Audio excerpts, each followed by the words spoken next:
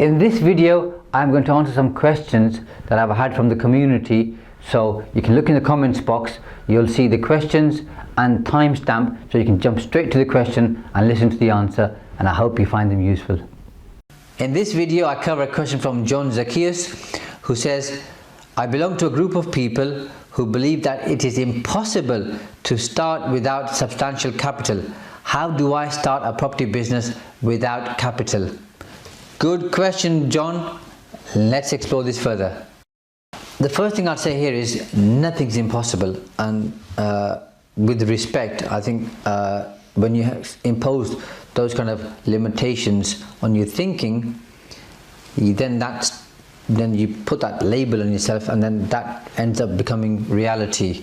So it's not impossible to start without any capital, because what you do is if you haven't got something, you find somebody else who does. So a lot of people think you need a lot of capital to start property, and yes, if you're working on your own, you do need capital to fund the purchases and then the refurb, unless you've got bank funding. But if you haven't, then what I would say to you, John, and then anybody else watching, is you have to find people who have got capital but haven't got the time or haven't got the expertise, and then you enter into an arrangement with them where you do a joint venture or possibly a partnership down the road. It just depends on how well you get on, but for your first one or two deals, you can enter into an arrangement. What I would say is there is no lack of money. There's plenty of money out there, whether it's with banks, institutions, lenders, individuals. There's plenty of it out there. What you need to do is find people who've got the cash but haven't got the expertise, and then present deals to them, show them where the income is, where the profits are, what their return is, and you'll find people who, once they get to know, like and trust you, will want to do a deal with you. Now, of course, I appreciate it's very difficult if you've done no deals whatsoever. You've then found a good deal, and you're trying to find that first person saying, okay, do this deal with me. Okay, it works, but they're saying, well, how many other deals have you done, and how do I know you're going to be able to see this through? And that's a challenge. And to overcome that, then what you have to do is find a team of people who've actually done that type of property deal. So let's just talk about commercial conversions, for example, where you're buying commercial property, converting it into residential, or leaving the downstairs as or the ground floor as commercial and the uppers as residential. Then you build a team around you of people who've done those, and say, I've got this entire team here, here's their CVs, here's what they've done. Mr. or Mrs. Investor, you can talk to these people and look at their projects, and they're going to work with me, and we'll get the deal over the line. So don't let that limiting thought stop you and think, well, I've got no cash and I need, let's say, £50,000 to get started. If I don't have £50,000, I can't get started. I only save £5 a year, so it's going to take me 10 years to save 50 grand, and then I get into property.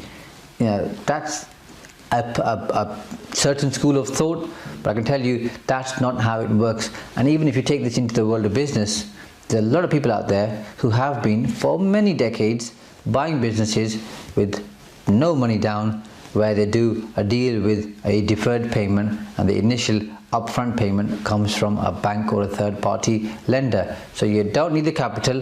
What you do need is you need to be able to analyze deals properly. You need to have the ability to find good deals. You need to have the ability to have a team who can refurbish, redevelop those if that's your business model. And then you need to find people who've got the cash but haven't got the expertise, haven't got the time, and that's where you come in, because that's your contribution. Your contribution is finding deals, making them work, refurbing them, refinancing them, or selling them, and the other person or people, their role is to give you the cash, make the deal happen. You give them a return, i.e. let's say 50-50 for now. You give them 50% of the profit, you keep 50% of the profit. It works. There are a lot of people out there doing it. I've done it, others have done it. So John, I'll say to you, go out there and do it. Question here from somebody, which is, how do I source property with no marketing budget? You've got a few different options. One of the clear obvious one is speak to agents, and as agents get to know you and you build up a relationship, they'll start offering you properties in line with your criteria, and the more credibility you gain with them by doing deals, the better deals they'll bring to you, especially when they know that you have the ability to deliver. Second one, which I prefer, which works really well, is of course to work with deal sources. Now there's loads of deal sources out there. Most of them claim to be good, but some of them don't really have good deals at all. So you've got to find some good deal sources. Again, it's building up your reputation, credibility, and your network, finding good ones who've got good deals who can bring them to you. Sometimes they'll bring deals to you from estate agents. That's fine, because that deal might not come to your attention and it might be a good deal. So don't worry too much about that either, by the way, but deal sources tend to bring good deals. And the third one is networking, whether it's online, on social media, or when we get back to physical networking, letting people know you're out in the property market looking to buy properties, and talking to people, and that works well. A fourth one, although I know you said you haven't got a marketing budget, but something cheap like sending out small flyers or leaflets in a particular area where you're interested in buying property and telling people you want to do it. It won't cost you that much to get them printed. If you've got your own printer, you can do it at home basically, or in your office, and then you can deliver the leaflets yourself. So it's not going to cost you that much money.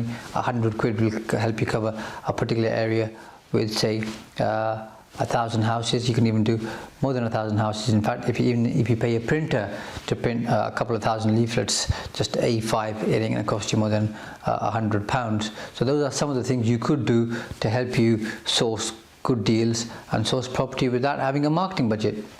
Question from somebody, which is, I own my house outright. What would be the best way to invest in property? If you're in that fortunate position that you own your house outright, but you're willing to get into property, and you have the ability to refinance, then I would suggest that you look at refinancing your own home. You've got to be comfortable with that, by the way. But if you are, and that's why you've asked this particular question, do that and then use those funds to invest into property and look at how can you get your best return. So is it to buy a couple of other properties, maybe more than a couple, but some of the properties, or is it worth going into flips, so buying properties, refurbishing, selling them on? Is it worth looking at BRR, where you buy, then refurbish, refinance, rent them out? Is it worth looking at service accommodation, commercial conversions, buying land, flipping it on, doing deal sourcing, rent to rent? You've got quite a few different options available to you. It's just about thinking which one really works best for you and then going with that. But as long as you're comfortable refinancing your house, you're going to be in a good place to progress pretty quickly. Question from somebody, which is it worth investing in flats instead of houses? And the answer really is it depends. Do the maths. You have to work out the return on capital employed and the return on investment, and also looking at which one's going to give you more cash flow, which one's going to appreciate more in value, which one's going to be easier to rent out, what type of area is it in, what type of tenants are you looking for, what type of property do you prefer looking at. And if you're looking to buy, let's say, a commercial property and convert it into flats, that's something different to saying I want to buy a ready-made flat. So shall I buy the ready-made flat, or shall I buy a house? How much is the house costing? How much is your deposit? There's quite a few different variables for you to think about. I think a blanket answer in terms of shall I buy flats or shall I buy a house isn't what you should be asking or looking at. What you should be doing is saying, what's my return? Where is my capital best employed? And how much money am I going to make, both in terms of cash flow and capital appreciation, and what type of tenants are you looking for, and how much cash have you got to invest, and what's your overall objective and goal in property. Those are the kind of questions you should be asking, and then think about, okay, what are the best things to do to help me achieve my objectives. In this video, I answer a question, which is, how many small deals do I have to do before I get onto a big one? Watch the video to find out. The answer is as less as possible, because if you think about it, you're going to move on to doing bigger deals once you've got the confidence. Now, how quickly you get the confidence depends on you, really. Now, let me give you an example. My first new build was for 5 2-bedroom apartments or flats. The next new build that we moved onto was for 40 houses. Now that's a pretty big jump for most people. But amongst that, I had a lot of experience doing commercial conversions, from buying commercial property, converting it into residential property. But that's still a different type of business strategy in property compared to new builds. And from 40, where are we going to move on to next? I don't know. But if it's 70, 80, 100, I think I'll be pretty comfortable in making that jump. For you, it depends on your own mindset, on your own confidence, how hungry you are, and how much you are okay with being outside your comfort zone. If you're okay with being outside your comfort zone quite often, which most people aren't, by the way, but if you are, you're going to be fine. So it all depends on how you perceive things, but I'd say push yourself and keep pushing yourself. And just because you've done 2 small deals doesn't mean the 3rd, 4th, 5th has to be small. No, go big. Keep doubling up if you can. Why not? You'll be fine. There's only one way to find out. That's by doing it.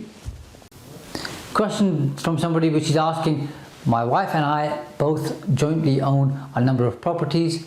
Do we both need to file a personal tax return?